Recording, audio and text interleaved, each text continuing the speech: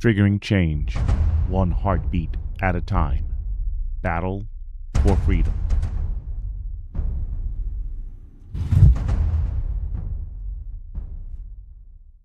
Okay, it's today's format's going to be a little bit different than before. No live camera for you, but I still want to speak to you and have a great time going over today's broadcast and the content. This passage, this chapter of the Bible has been long overdue, but I'm really happy to do this. Today, I'm going to be working with you, and we're talking about exit stage right, the chief end of man. What we'll do here is we'll be looking at Genesis 49. And before we get into that, let's look at a couple of places I'd love to share with you. It's fascinating. Have you seen it? LaserShopLive.com. It's the YouTube channel for Romika laser engraving and custom designs. We're excited to offer you a 24-hour live stream of our laser shop, along with various videos showcasing our laser work and completed projects. Our state-of-the-art equipment and skilled designers create intricate designs on a variety of materials. With our live stream, you can see firsthand how we create our one-of-a-kind products. I stumbled upon LaserShopLive.com and was blown away by being able to actually watch them work on their projects. Their laser engraving live stream is fascinating to watch, and I lose all track of time. Whether you're a business owner, creative professional, or just someone who appreciates unique and personalized items, LaserShopLive.com has something for everyone. And with our YouTube channel, LaserShopLive.com, you can watch our live stream and browse our videos anytime, anywhere. So why wait? Check out Laser Shop Live today and see what all the buzz is about. Visit LaserShopLive.com. Yes, please visit LaserShopLive.com right now. Let them know Watson from Battle for Freedom sent you. Let's do another one here. Hello, I'm Dr. Leo with HorizontalHive.com, and I keep bees naturally. And everything starts by catching a local free swarm of honeybees. You put a small beehive like that on the tree in the springtime, and just as birds move into birdhouses, bees will move into a little hive like that. After that, you take the frames, put them in a bigger box, they expand, they collect honey from the flowers and make good honey for you. And it can be as simple as that. No sugar feeding, no chemical treatments. I'm doing it for a living, and there are so many people who do the same thing. You can learn more in the book Keeping Bees with a Smile, and it's exactly that. Doing natural beekeeping and smiling at the same time. Yes, natural beekeeping and smiling at the same time. Just a shout out to Curtis, Bob, and Larry over there in the Rumbleverse. Thank you for joining and being part of the program. This should be a lot of fun as we get into this. And if you want to interact, you go to leave a comment on Rumble, rumble.com/Battle for Freedom, or you can go facebook.com/Battle for Freedom, and a shout out to John Klatt over there in the Facebook verse. Thank you all. And also, this should be on YouTube. I'll see if I can connect and catch those comments as well too. Yes, looks like we might be having something here on YouTube. Let's see if that'll come through or not. This will be really fun because it's been a minute since I've captured the comments from YouTube as well too. So this will be a lot of fun. We'll check out and see if there's anything there. But today, again, Genesis 49, exit stage right, the chief end of man. Now, the biblical verse, or the theme verse that I want to give to you is, let's see here. It basically is, our God, for God will bring judgment on to everything we do, including every action, secret, whether good or bad. And here's the final conclusion. Now that you have heard everything, fear God and keep his mitzvah. That is what being human is all about. Again, what I really enjoy about this is, again, this is like the last verse, or the last, it's the last verse of Ecclesiastes, where Solomon talks about the futility of life and the futility of pursuing a lot of other different things. But at the end, the most important thing is we will be judged for whatever decision we make, good or bad, but God should be getting the glory. Even though as we exit stage, our final statement should be glorifying God in everything we say and we do. And sometimes, people that last second, they get that last opportunity to be moved and converted by the Lord. We don't know how or why he does it, except it's his sovereignty, and we glorify him in whomever he chooses to be with him in glory. And so we should not act as though we are some kind of chosen few And it's because of something that we have done, but it solely rests on the grace of God and all that he has done. So let us be appreciative, never lose sight of that, and then we'll see what he has to say and go from there. So as we continue to look into this, and one of the verses, as I look at my title, there's a couple things I want to kind of break down briefly for you, the idea of exit stage right, as well as the chief end of man. So if I'm correct, exit stage right, an allusion to stage direction in theater, indicating when and where an actor should leave the stage from a scene. So it's a noun, a timely and inconspicuous exit or departure, done so as to not make a scene or attraction or attract attention to oneself.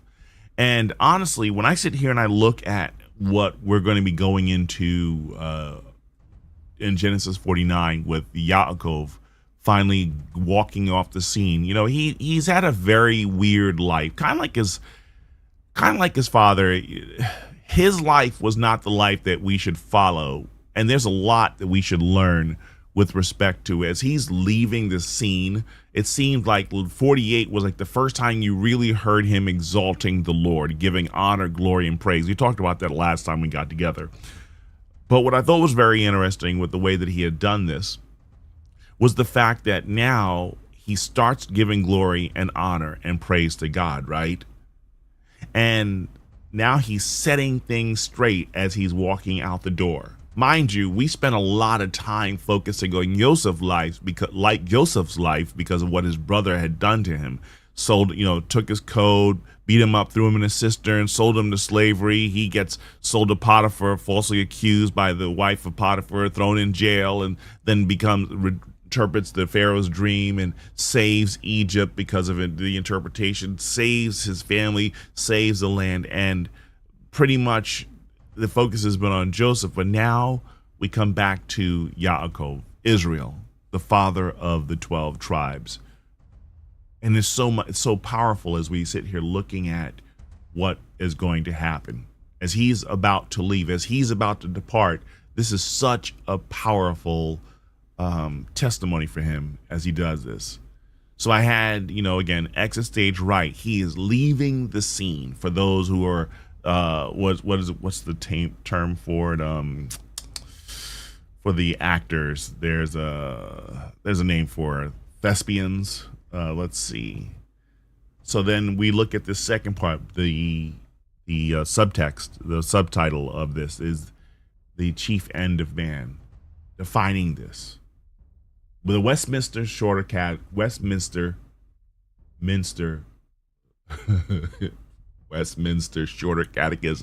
asks the question, what is the chief end of man? This is, but if you've used to been liturgy inside of churches, what is it? We have the Apostles' Creed in the Catholic Church, or pretty much any church. Generally, you usually will probably still recite the Apostles' Creed. Well, you also had this Westminster Shorter Catechism that kids had to memorize. I remember in a church we had to get the kids to memorize this, the chief end of man. And many of us know the answer is man's chief end is to glorify God and to enjoy him forever. Now, this isn't a passage specifically that's written out like this that says in the Bible, where's the chief end of man? But it's alluded. And instead of just having people focus on the verses that direct us to follow Torah, live within the boundaries of what God's word says, we've got to come up with our external references for people to memorize over just memorizing the word in and of itself. Shame, unfortunately, but that is the nature of how we do things. And I don't think it'll change anytime soon. But again, the focus is the glory of God as Yaakov is exiting and he's leaving the stage of what he wants to do. So as we go here, let's start getting into this particular passage. So let's look at verse 1 of what's going on here. And I need to do something slightly here because I don't like, I'll just do this. Then Yaakov called for his sons, and he said, "Gather yourselves together, and I will tell you what will happen to you in the Hayim. Assemble yourselves and listen, sons of Yaakov, pay attention to Israel, your father. It's very interesting as he is now. This is the first time, if I can recall, that he addresses himself as Israel. He addresses himself as his father. He addresses himself as the name that the Lord, Adonai, Yahweh, had given to him. See, for the longest time, he has been so fixated on himself that it led to ruin. Him spending 20 years chasing after a woman, that's not Bible. That if we're telling men that this is what you do to try and gain a wife, we're doing it the wrong way. So as we sit here watching this and we're asking the Lord to give us some guidance and help us move this in the right direction, don't follow Yaakov's example before Genesis 49 or even Genesis 48 too, because his leadership as a father before these two chapters has not been good at all. His judgment has been skewed, and now he's coming to the end of his life, and he recognizes all my energy shouldn't have been into my wife Rachel, who died during childbirth, to my two children born to her. All my energy should have been due to following, worshiping, and obsessing over God over anything else. And if had I done that, I probably would have led a different life. My family would be a lot different. And it really speaks volumes for the obedience for us to be in his word and not in ourselves. So he's pulling them again. This is the final assembly. This is the final dinner. This is the final moment. This is I almost liking it to those of you who've seen Independence Day with Will Smith, and the president makes the speech before they attack the alien ship. And it wasn't just a speech for the United States, but it was for the world as we prepare to go after and take down this over oppressive enemy that has literally torn the landscape of life around the world. And I liken it to that. So now, what are his final words as he gets into this? This is very interesting. Reuven, verse 3, Reuven, you are my firstborn, my strength, the first fruits of my manhood. Though superior in vigor and power, you are unstable as water. This one is really interesting because the beautiful thing about this is, let's go back up to the verse. He's like, to the title, exit stage right, the chief end of man. So my performance is done. My play, my show, everything is done. What do I have to say for myself? What were my actions? How does my life define what I have done? Have I glorified God in what I've done? And, he's basically saying you are as unstable as water. You cannot be controlled. You flow in the path of least resistance. You're not strong. You're not sturdy. You got a lot of power, but you're not stable. You move at any slight crack, at any hole, you will crawl into, or you'll soak up yourself into something rather than be a firm foundation that someone can stand on. Because none of us, except Yeshua and Peter for Cephas for a brief moment of time, only those two could walk on water. Nobody else, okay? No one else can walk on water. So let's get that straight. He said, you're unstable as water. So your superiority will end. Because even when you think about the power of water, when the Lord flooded the earth and it covered the whole earth, and basically it killed every living thing that's on the earth, sooner or later the water subsided.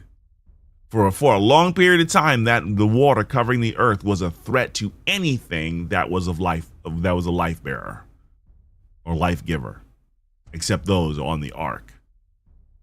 And here we turn around and we see what the Lord has done here. He's basically making a correlation to the oldest Reuven. And your superiority will end because you climbed into your father's bed and defiled it. He climbed onto my concubine's couch. This happened several chapters back, and it's very interesting because Reuben, he basically slept with one of the wives of Jacob, Yaakov. He never forgot about it. He just never addressed it.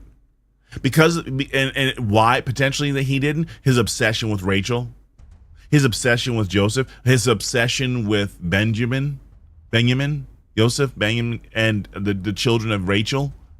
Maybe because he was so fixated, or Joseph was gone and he's pining away. He's frustrated. He's angry because he doesn't have the son he loves in his hands.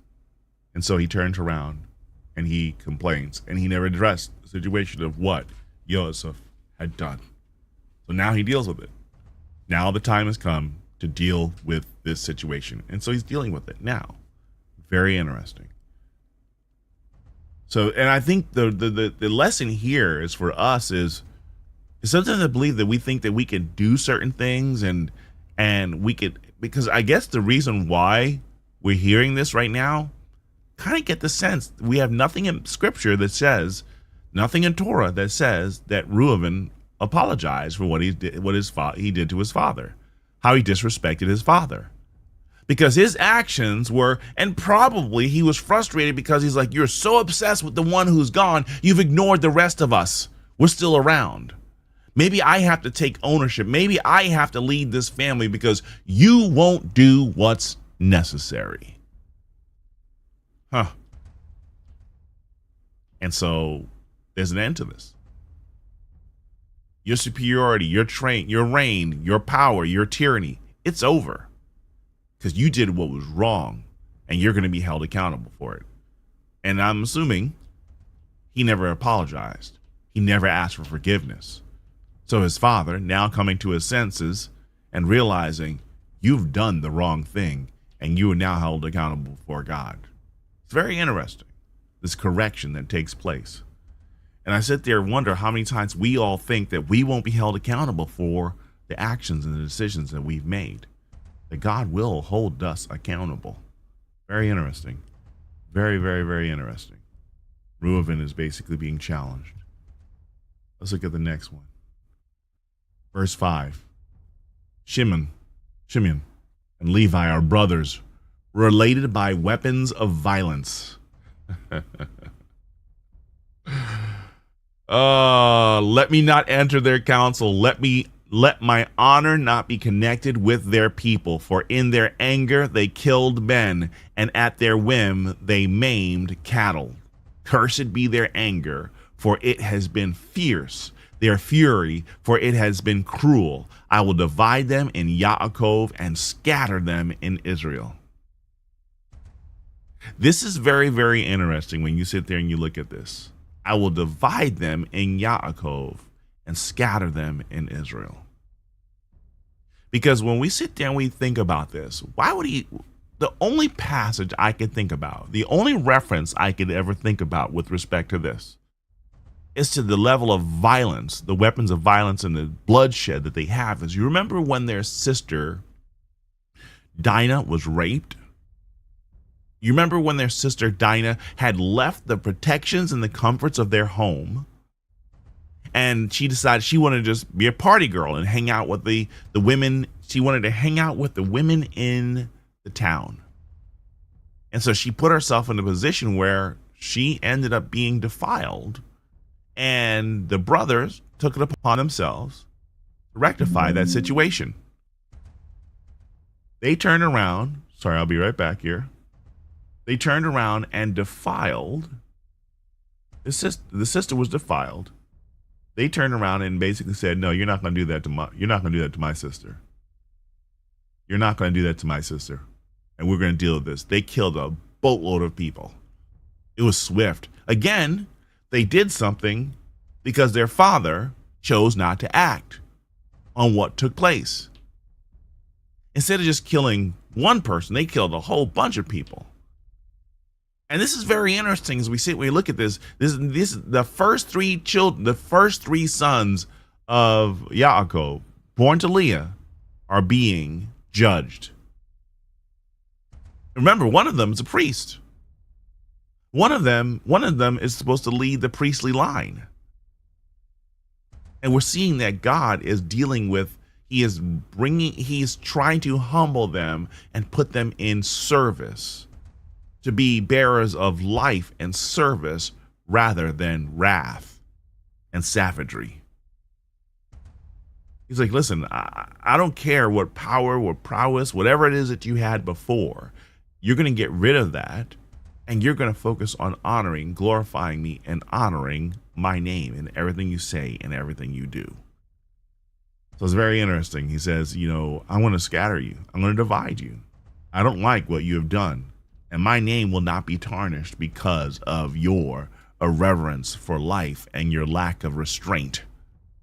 And I think it should be something for us, because I think we take pride in our strength. We take pride even here in America, we take pride in our strength and our power and our ability to put people down without thinking about it. We brag about our army. We brag about our strength. We brag about our economy. We brag about our intelligence and all the technology and all the innovation that we have. We have been wrathful. I had a conversation with a friend I hadn't spoken to in a long time the other day, and we briefly talked about the bombing that took place last week in Iran. I shared how I believe it was wrong, that we shouldn't be bombing someone by the threat that, hey, I'm afraid you're going to do something to me, so I'm going to hurt you first. There's zero law on the land where it basically says you can, apart from defending yourself when it's clear and apparent they're in the act of violence towards you, and you must protect yourself. Now, for some strange reason, we have lifted ourselves to be this quote unquote friend of the world, to protect everyone, yet we won't protect our own citizens. Yet we won't protect our citizens from the government itself. The Constitution used to protect people from an overbearing government, a tyranny that taxes us like crazy, that does so much. But we're supposed to be the paragons of virtue and truth around the world to establish the ways of democracy and so much more. It's an illusion of the lie of the lies that we have told ourselves, believing that we're somehow the hand of God that's supposed to do what is right and establish order and decency in the world, when we're of the chief of the most indecent of folk. And the Lord will humble us. He will humble us indeed. So I believe that it's a warning. It's a warning for all of us. Don't get too comfortable into yourself and believing that you're all that in a bag of chips. Nah, you're not. You're not. Whoops, went too far. Yeah, you can see this is the next one. Yeah. No, you went too far. Yeah, this one we just did. Yeah. Now we're gonna get into Yehuda, verse 8. Now this is very interesting. The first three were chastised, and now the fourth, the son of praise, the son where salvation will come through. Yehuda, your brothers will acknowledge you. Your hand will be on the neck of your enemies. Your father's sons will bow down before you.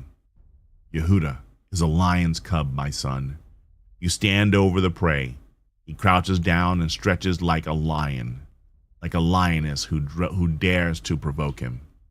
The scepter will not pass from Yehuda, nor the ruler's staff from between his legs, until he comes to whom obedience belongs.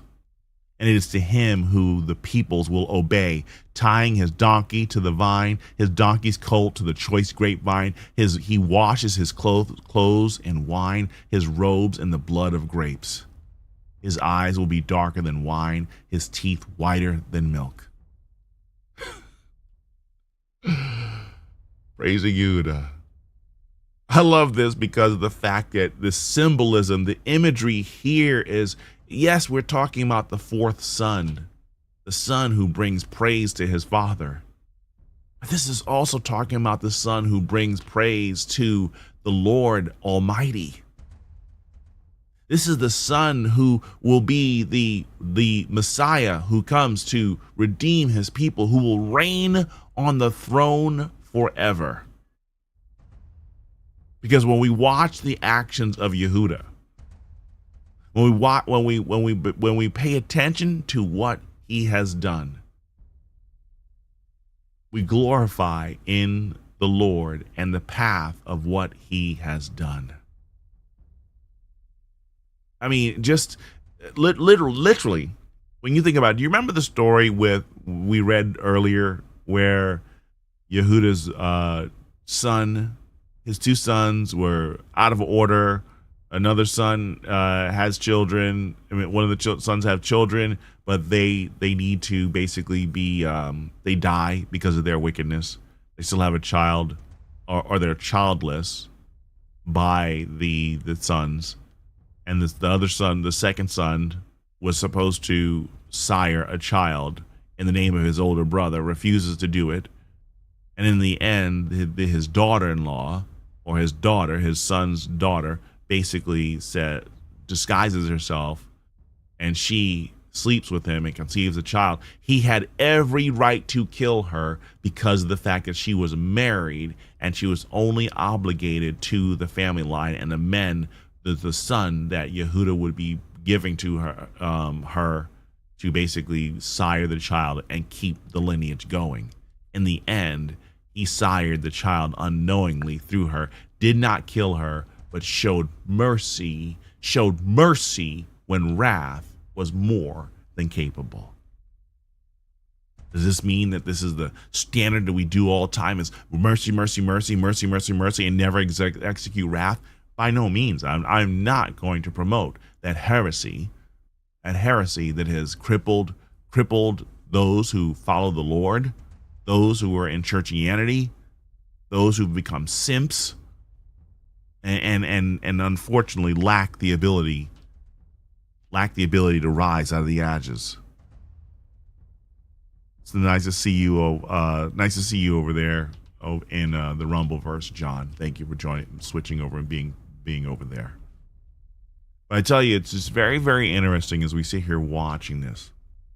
I'm completely blown away. He sits there and he focuses on the glory of his son. The fourth one, praising Yehuda. And we have to sit there and start looking at our lives. Because remember, he was the one who offered his life in the stead of Benjamin in the event that something went wrong. We consistently see this pattern of salvation in the behavior of Yehuda.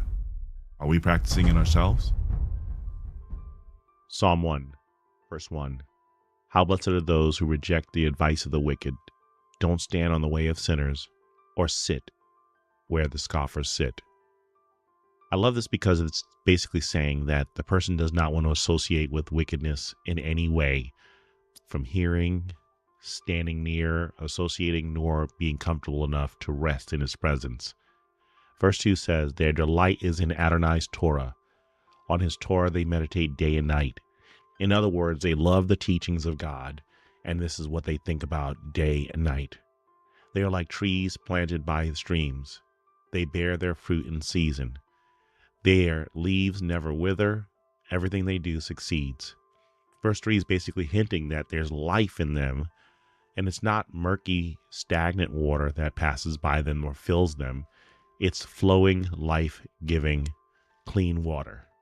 But verse 4 says, not so the wicked who are like chaff driven by the wind. Chaff, it's a substitute, or it looks like, or an imitation of wheat that has no substance and has no value, and it's easily manipulated.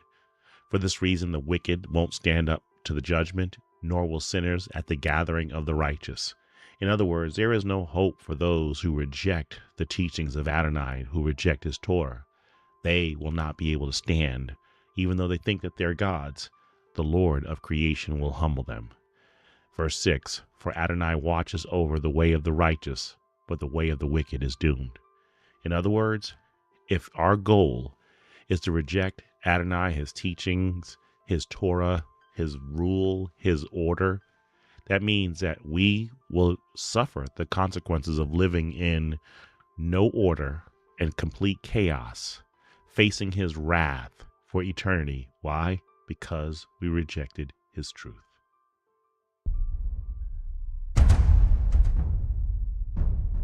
Triggering change, one heartbeat at a time.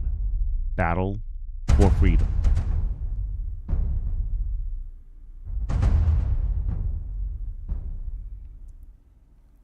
Welcome back, everyone. I'm your host, Watson Prunier from Battle for Freedom on Mojo 50 Radio. If you want to interact, you can go to facebook.com/Battle for Freedom, or you can go to rumble.com/Battle for Freedom, or you can even go to YouTube and look for Battle for Freedom, and you should be able to leave a comment there, and hope I can catch you, and then we have fun as we go through that. Today we're looking at exit stage right, the chief end of man. We're looking at the final moments of the life of Yaakov. Normally we in America we could say Jacob, and this is Israel, the father of the 12 tribes, the grandson to Abraham, son to Yitzhak, and a man who finally has this eye-opening and monumental moment, leaving the world on the final steps of ushering truth, judgment, praise, and as the Lord moves his mouth to speak. Remember remember his vision was not clear as he was blessing Manasseh and Ephraim the other day. But the last time we spoke in the previous chapter. But he has pure clarity now as he's speaking to his sons. He judged the first three. Reuben, who defiled his concubine, who disrespected him, dealt with.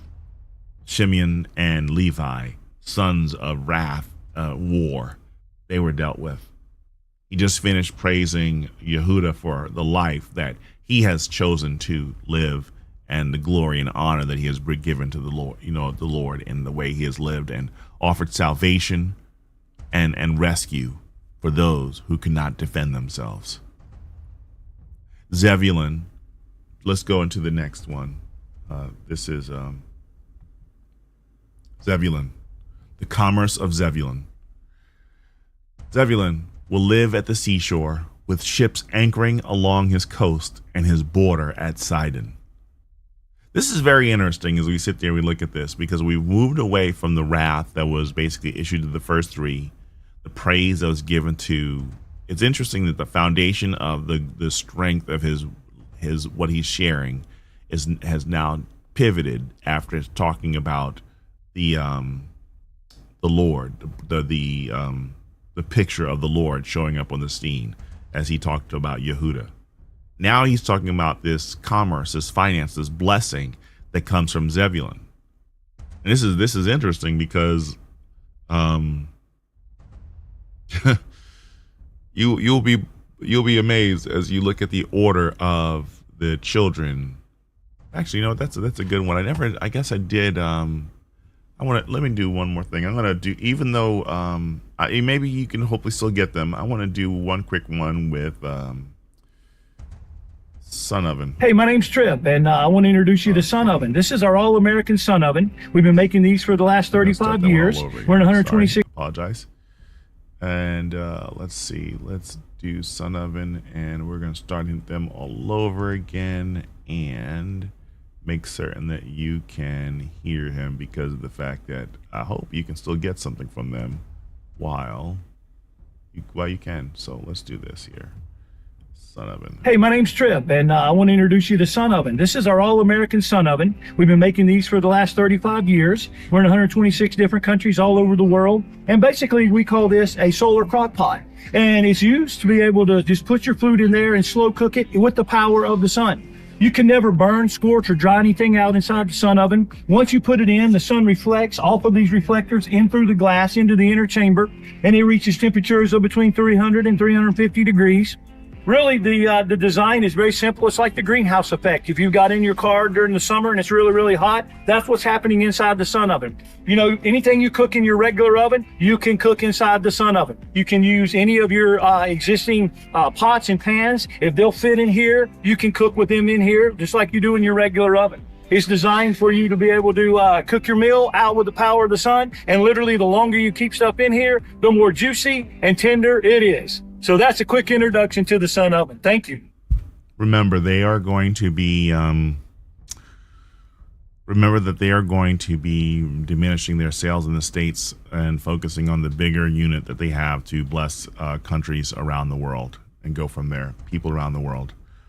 So let's get back to this is what I was thinking. Okay, so Zebulun will live in the seashore. Ships will with ships anchoring along his coast and his border to Sidon. Now, what's very interesting is he is two of the children born to Yaakov through this slave. To Leah. And this is Issachar and Zebulun were the other ones that came after. Then there was an in between the slave girls bringing the children to Yaakov. To Yaakov. Yes. The next one, which I think is very interesting. So we've done Zebulun, and now we're gonna do Issachar. Yeah.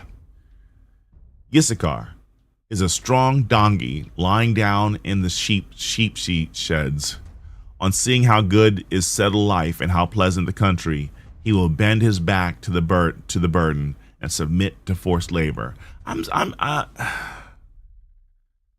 are the sons of Leah. So is it possible that later in life, that one I'm kind of a little confused on this one, folks. Honestly, I don't know how to translate this one. I'll pray a whole lot more to see how this is. But as I look at that particular verse, a strong donkey lying down in the sheep sheds, on seeing how good is settled life and how pleasant the country, he will bend his back to the burden and submit to forced labor. That last statement is what really troubles me the most as I try and understand and look at this, because of the fact that it seems like he will bend his back to the burden and submit to forced labor, as though maybe he got too comfortable in life and he didn't work for what he deserved. So even in the midst of blessings and praise, we can get lazy. Even in the midst of good times, like even in America too, before the pandemic, before, even where we are right now, people got comfortable. Oh, we got a conservative back in office. Now we can go spend money like crazy. Oh, now we can go party like it's 1999. Knowing full well the bubble will burst. Knowing full well people have probably taken out loans like there's no tomorrow on their homes, HELOCs, home equity lines of credit, and have spent money that they should not be spending. They have zero stability. There's nothing for them to basically lean on because they have overextended themselves. I know it. I've lived it. I've done it. I've written the book, many copies, some for sale. And so it's a possibility that the strain of Issachar is because of the fact he got too comfortable in life. We were given a video from Chief yesterday about this spoiled girl. She was talking to Kevin Samuels, and she was so entitled. She didn't want her family money, richness, but she wanted to marry a rich man. And she still wanted to be treated as a queen. because that's her life. She's been lazy, laid setback, everything provided for her, and probably never worked a true hard day in her life up until this point. And she's set up for herself an illusion of life and splendor and this wonderful. It was just a mess. My girls were just shaking their heads as they were listening to this delusional woman want this best life possible, without recognizing that she needs to submit to the order of how things should be done. And I believe that that's the same way we become, where we don't want to submit to the order of how things are done, and we create more of an obstacle in our lives than we need to because of our disobedience. So maybe this is the life of Issachar, and it's unfortunate of the decisions of what he has done. So that was yeah. Let's move on to the next one. Dan will judge his peoples as one of the tribes of Israel. Dan will be a viper on the road, a horned snake in the path that bites the horse's heels, so its rider falls off backwards. I will wait for your deliverance, Adonai. It's kind of weird. These the imagery of a viper, a snake. Usually we never have good. More often than anything else, when the Bible refers to someone as a serpent or snake, it's not really a good thing. I mean, we got the serpent in Genesis 3. We got the evil serpents that you have from Pharaoh's magicians and priests who tried to to basically show their power over the power of Adonai, of Yahweh. So I don't know if this is a good thing here, where he's being referenced to a serpent who is ready to bite at the horse's heels, so its riders falls off backwards. So they're basically willing to threaten the foundation of something that has strength to topple other people.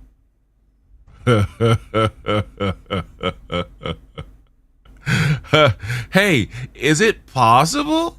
The way in this language here, sometimes I wonder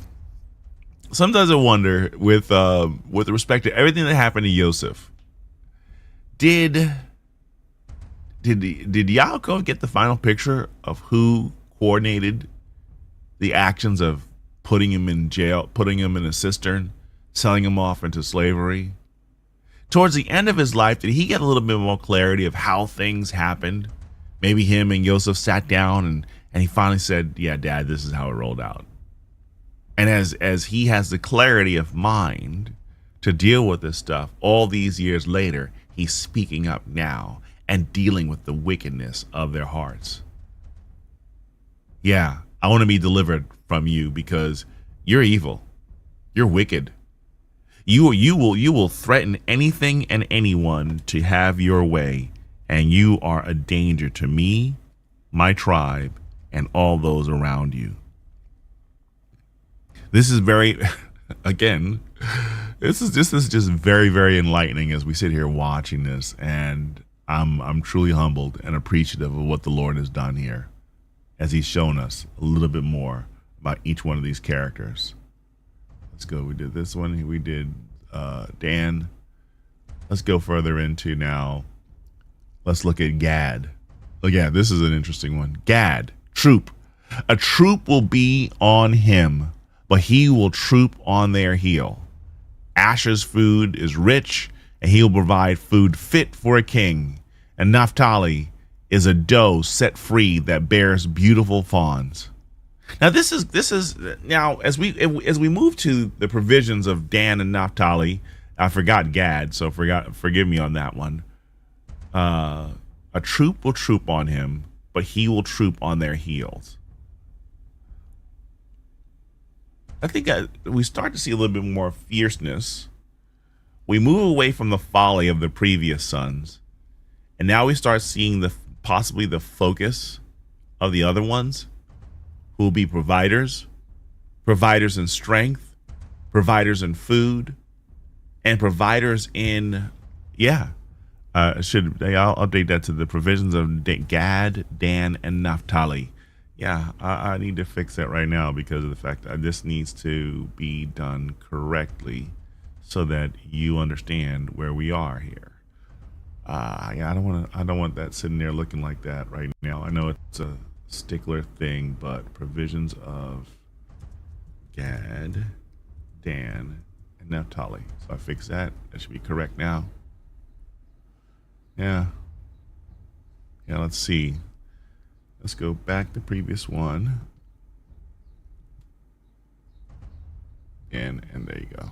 Now it should be right. Okay, there you go. Sorry. The provisions. So we see strength, we see food, sustenance, and we see set free that bears beautiful fawns. In other words, that there will always be produce that comes from these three. We always see provisions that will come through these three. Very interesting to see what was the mentality and the behavior of these individuals. Here's the question, or not even, just an observation. As we see those of the Son so far, as we watch and we see what are the pronouncements that comes from Yosef, right? Yaakov.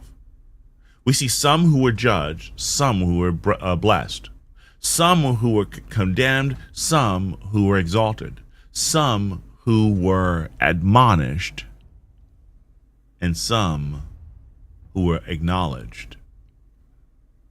And for those who were admonished, those who were punished, those who were judged in their behavior that was seen wrong, it's almost like this is the culmination of what 1 Samuel 15:22 says, I desire obedience over sacrifice.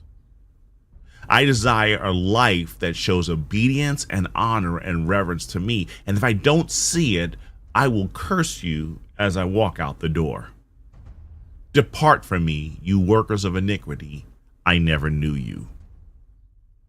This is the kind of strength and language when we constantly keep hearing that the Lord, there's no grace in the Old Testament. I dare say I question the sincerity of the faith of that individual or the authenticity of that faith. If that faith continues to ignore Torah, it continues to ignore the Tanakh, continues to ignore the foundations of the word that's been provided for us, but continue to label false accusations against Torah, Tanakh, the word of the Lord, to continue to falsely accuse Yeshua of saying that he has abolished the law, that he has abolished Torah, even though he clearly says, I have not come to abolish. I have not come to basically make it old covenant.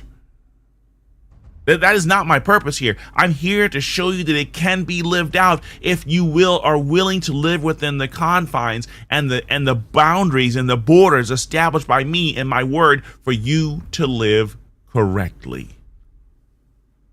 And if you make a mistake, there are provisions for you to be restored back to me if your heart is eager and true and glorifying me for who I am. If you truly want to glorify my name, I am making provisions for you to do so, even in the midst of you sinning against me. Provided you have a repentant heart, a desire to make right the wrong that you have done, to clear the offense that you have done to me, I have made provisions for you. But it seems as though that is too much of a burden for us. We don't want the restrictions. We don't even want we want the forgiveness without the responsibilities. We want the forgiveness without the requirements. Because remember, Reuven had the responsibility to confess to his father and ask for forgiveness. He didn't. He's judged. His strength, everything going to be torn away. Shimeon and Levi, wrathful individuals, taken away. It's just, we get to this part where he talks about the whole idea of the blessed behavior of them. Let's continue. This is just, Don't tell me the word doesn't have the truth that we need to see. Dan, we did that one. Gad, let's move over to, now there's a lot on this one screen here too, so I'll read it and please be patient with me. 22, Yosef. Yosef is a fruitful plant by a spring, with branches climbing over the wall. The archers attacked him fiercely, shooting at him and pressing him hard, but his bow remained taut, and his arms were made nimble by the hands of the mighty one of Yaakov. From there, the shepherd, from the shepherd, the stone of Israel, by the God of your father who will help you, by El Shaddai, who will bless you with blessings from heaven above, blessings from the deep lying below, blessings from the breasts and the womb. The blessings of your father are more powerful than the blessings of my parents, extending to the farthest of the everlasting hills. They will be on the head of Yosef, on the brow of the prince among his brothers. Again, but the kingship, the royalness established by him that he speaks of right now, his strength, the resourcefulness of Yosef anchored in Adonai. Chief and I were talking about this as we were reflecting on his conversation with being able to sit down and see Yosef, even though he missed him because of the sins of his brothers. And Chief properly pointed out that in everything that took place, the Lord said to Yaakov, check this out, I can take better care of him than you ever could.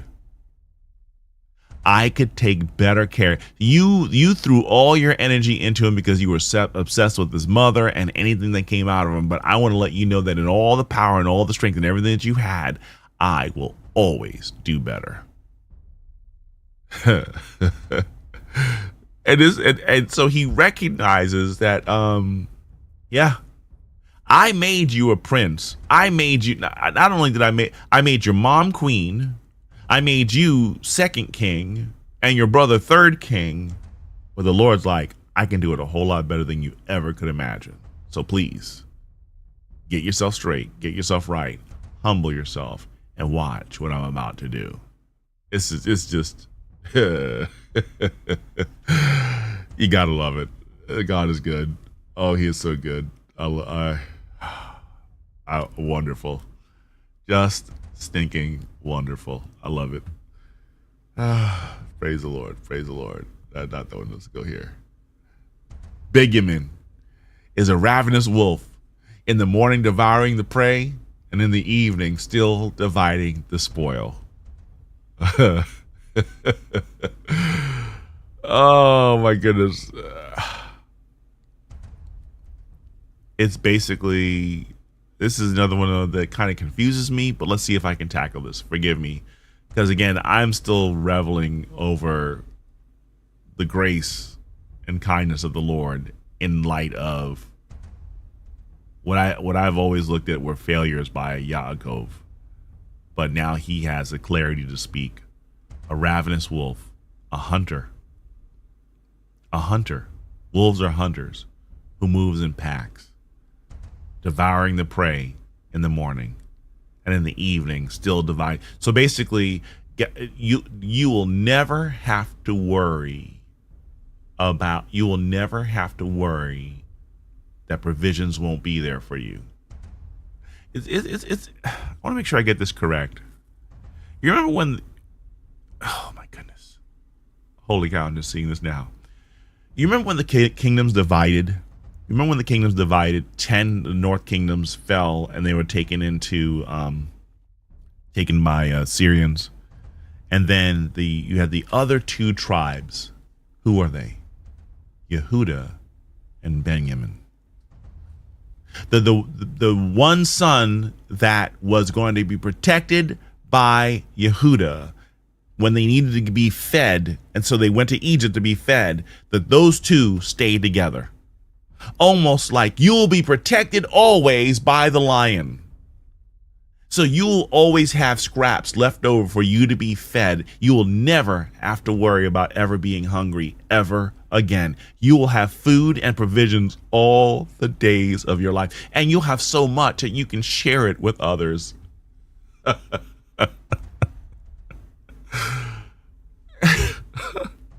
You remember, we love quoting, was it Hebrews 13:8? Yeshua is the same yesterday, today, and tomorrow. But we really need to see that the Lord is the same. Yahweh is the same yesterday, today, and tomorrow. His provisions, his justice, his wrath, his mercy, his grace, his sovereignty, it never changes. And he is stable, and we love him in what he has done always. That's so beautiful there. Wrong one, I went too far. It's like at 14. Yeah, we got enough time for this. Ooh, this is a big one here. Verse 28. All these are the 12 tribes of Israel, and this is how their father spoke to them and blessed them, giving each his own individual blessing. Then he charged them as follows: I am to be gathered to my people. Bury me with my ancestors in the cave that is in the field of Ephron the Hittite, the cave in the field of Machpelah by Mamre, in the land of Canaan, which Avram brought there with the field from Ephron the Hittite, as a burial place belonging to him. There they buried Abraham and his wife Sarah. They buried Yitzhak and his wife Rivkah. And there I buried Leah, the field and the cave in it, which is purchased from the sons of Het. Dying in obedience. And here's what I love about this. Remember, the Mamre is where Avraham went to. When the Lord called him out of where he was with his family and all things that he was comfortable to him, he obediently went out to where the Lord called him to be. And it was the oaks of Mamre was where Avraham, his grandfather, was always able to find stability, rest, and a spirit of praise before Adonai. His father buried there. And remember, Avraham and Sarah, Yitzhak and Rivkah. Now, Yaakov and Leah, his first wife. Remember, the focus, he dies in obedience. Yes, I pined away at Rachel all my life, and I did not in any way acknowledge Leah the way I should have. But I will be laying next to her for eternity. Well, my body will be. My spirit will be with the Lord. But I will give her the honor that was due her when she was alive. Because I don't believe Rachel was buried in the same place. She was buried on the road to where they were heading. But Leah, she finally gets the honor. It took 49 chapters to get there. Well, not 49 chapters, but it took a long time for her to get honor and glory recognize in this. But he dies in obedience, folks. This is so beautiful. This is how the love story should have been all along. But God used his disobedience to bring about his glory in the end. The final verse. Verse 33. When Yaakov had finished charging his sons, he drew his legs up into the bed, breathed his last, and was gathered to his people.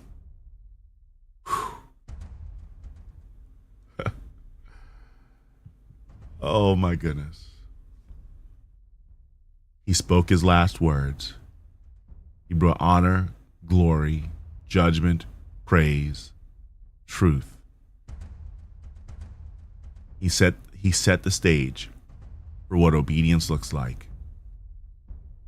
Following the Lord, following family, following faith. and trust in the Lord. And then he died. That is the kind of exit stage that we should all seek. For God will bring to judgment everything we do. Everything that we do.